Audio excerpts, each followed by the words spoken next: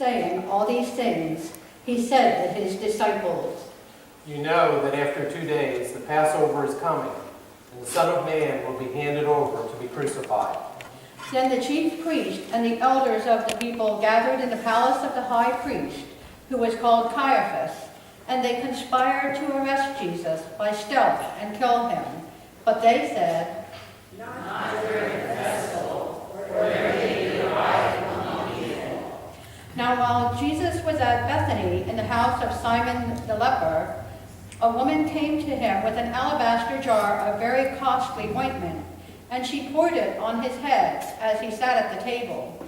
But when the disciples saw it, they were angry and said, Why this waste? For this ointment could have been sold for a large sum, and the money given to the poor.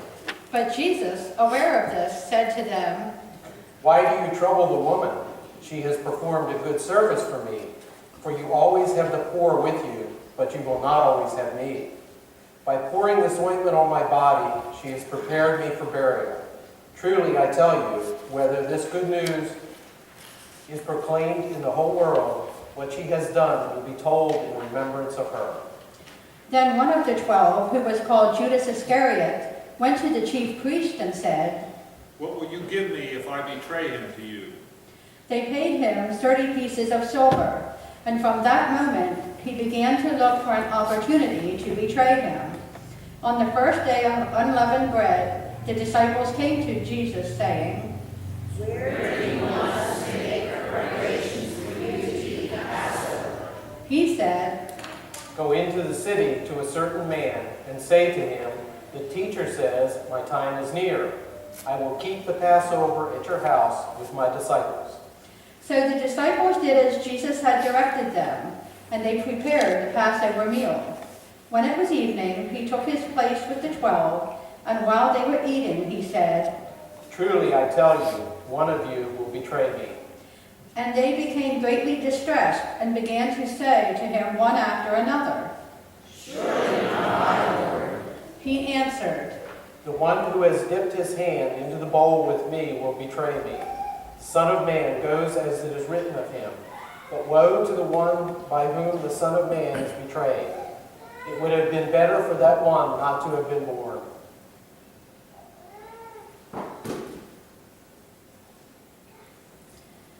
Judas, who betrayed him, said, Surely not I, Rabbi.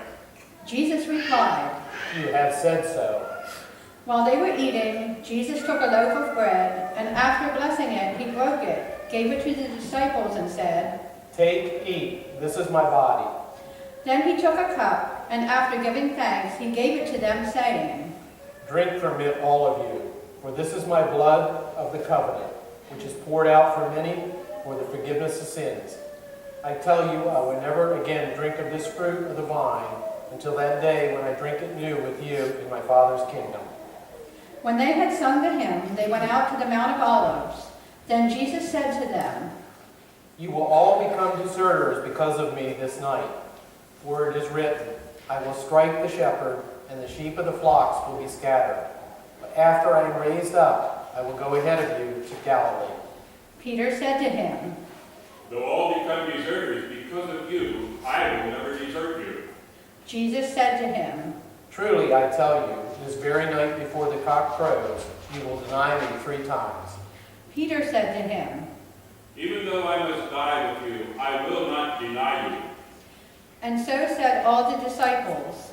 Then Jesus went with them to a place called Gethsemane, and he said to his disciples, Sit here while I go over there and pray. He took with him Peter and the 2 sons of Zebedee, and he began to be grieved and agitated. Then he said to them, I am greatly grieved, even to death. Remain here and stay awake with me. And going a little farther, he threw himself on the ground and prayed.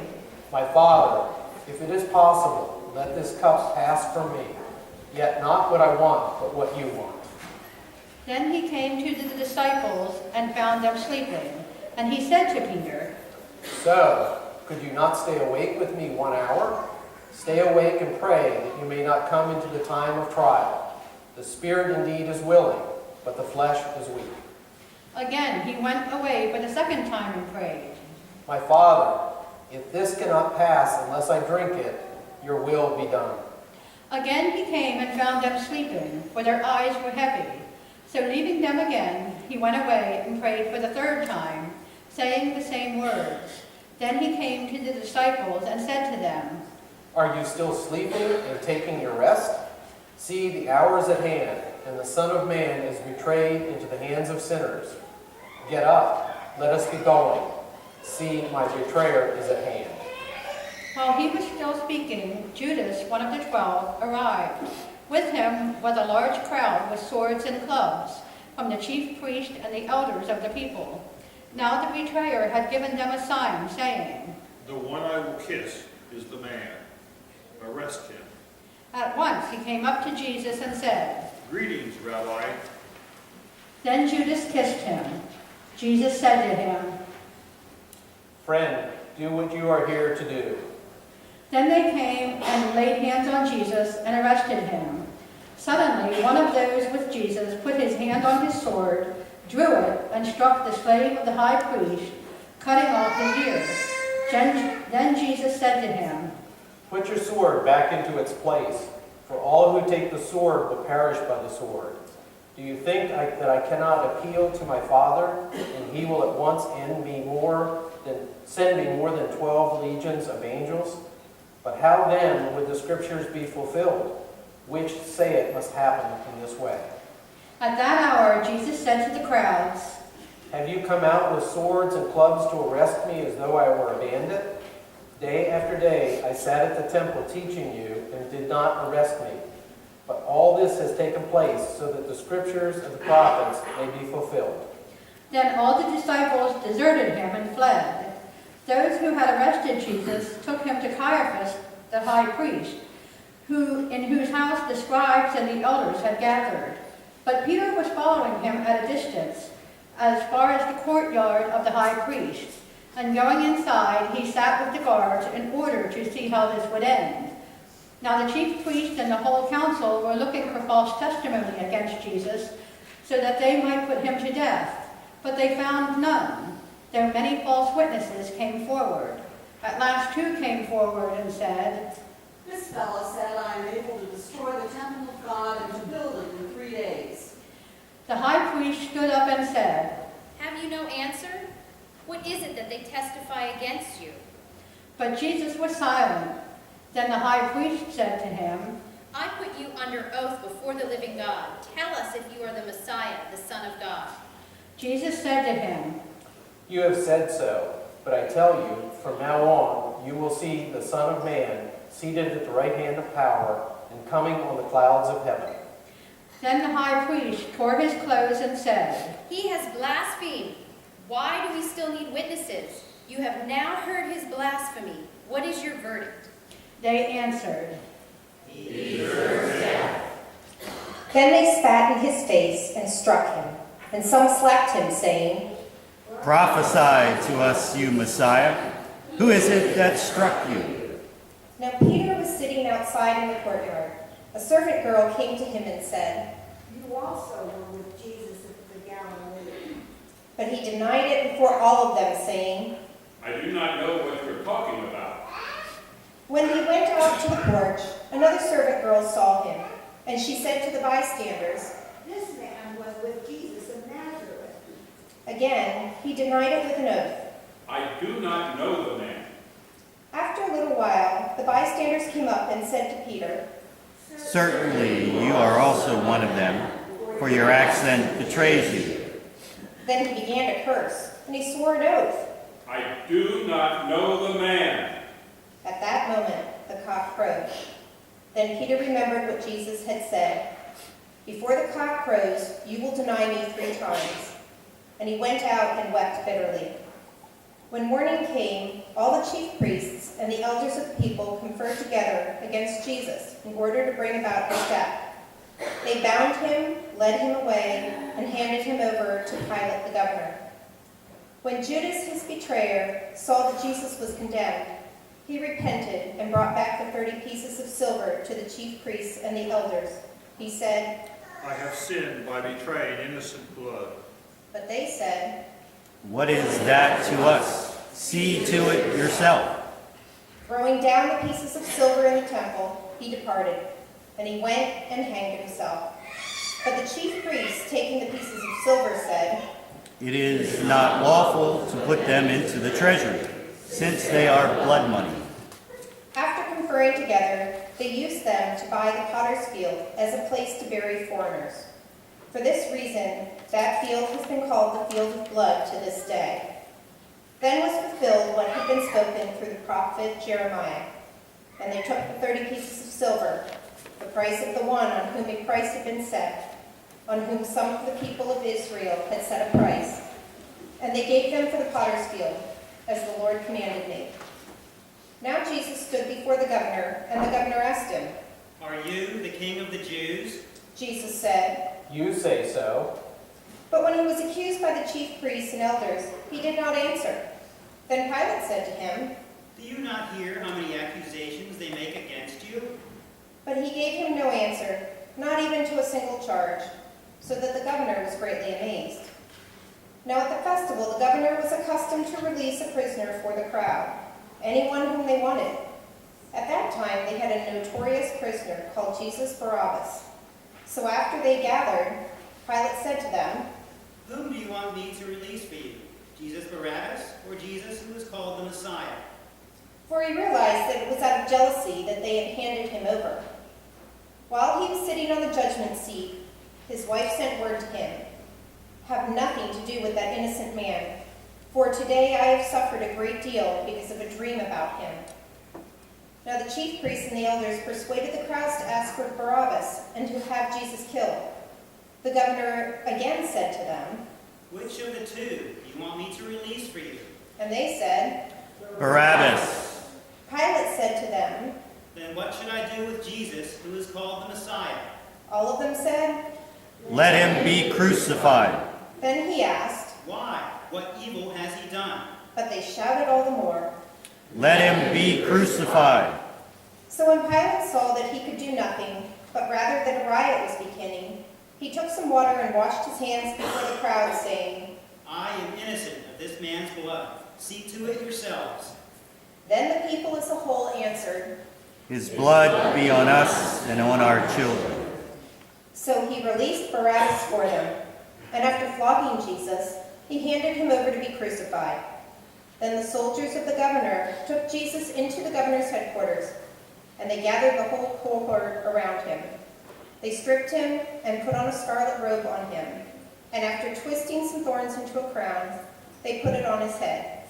They put a reed in his right hand and knelt before him and mocked him, saying, "Hail, King of the Jews." They spat on him and took the reed and struck him on the head. After mocking him, they stripped him of the robe and put his own clothes on him. Then they led him away to crucify him. As they went out, they came upon a man from Cyrene named Simon. They compelled this man to carry his cross. And when they came to a place called Golgotha, which means place of a skull, they offered him wine to drink, mixed with gall. But when he tasted it, he would not drink it. And when they had crucified him, they divided his clothes among themselves by casting lots. Then they sat down there and kept watch over him. Over his head they put the charge against him, which read, "This is Jesus, the King of the Jews." Then 2 bandits were crucified with him, one on his right and one on his left.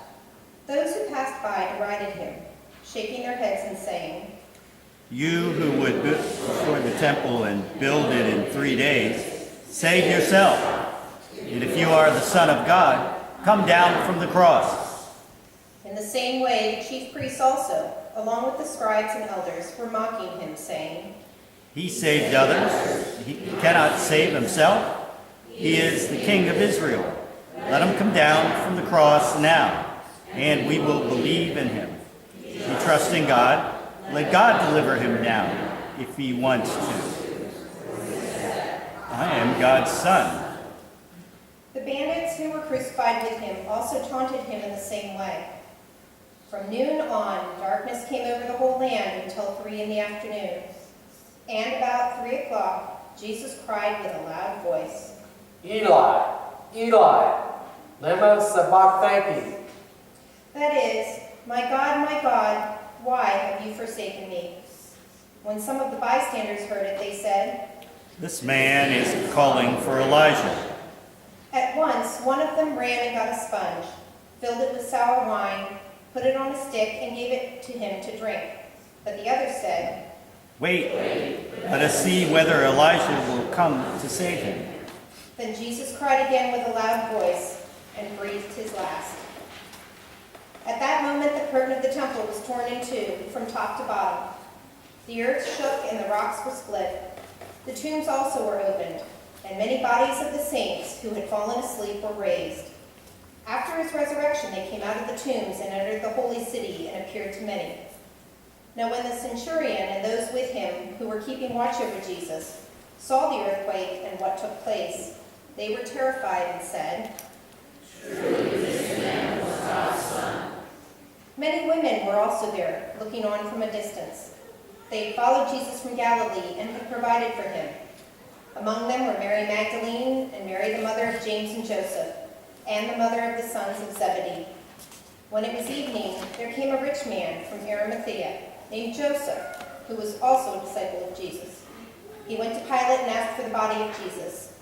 Then Pilate ordered it to be given to him. So Joseph took the body and wrapped it in a clean linen cloth and laid it in his own new tomb, which he had hewn in the rock. He then rolled a great stone to the door of the tomb and went away. Mary Magdalene and the other Mary were there, sitting opposite the tomb. The next day, that is, after the day of preparation, the chief priests and the Pharisees gathered before Pilate and said, Sir, we remember that the apostle said while he was still alive, After 3 days I will rise again. Therefore command the tomb to be made secure until the third day. Otherwise his disciples may go and steal him away and tell the people he has been raised from the dead. And the last deception would be worse than the first. Pilate said to them, You have a guard of soldiers. Go, make it as secure as you can. So they went with the guard and made the tomb secure by sealing the stone.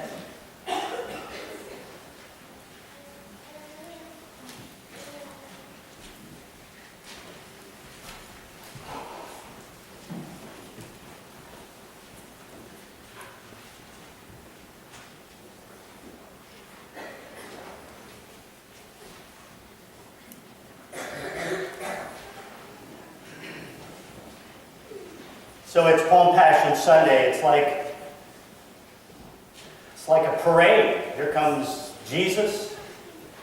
Here he comes. He's riding a donkey, maybe even 2 donkeys. His disciples and the other followers have placed their cloaks on the back of the animals that he's riding. They've cut branches. They've laid them on the ground for him to walk on, to process in. Some are waving those palm branches. Blessed is the one who comes in the name of the Lord. They're shouting, Hosanna in the highest heaven. The reality of Palm Passion Sunday is this.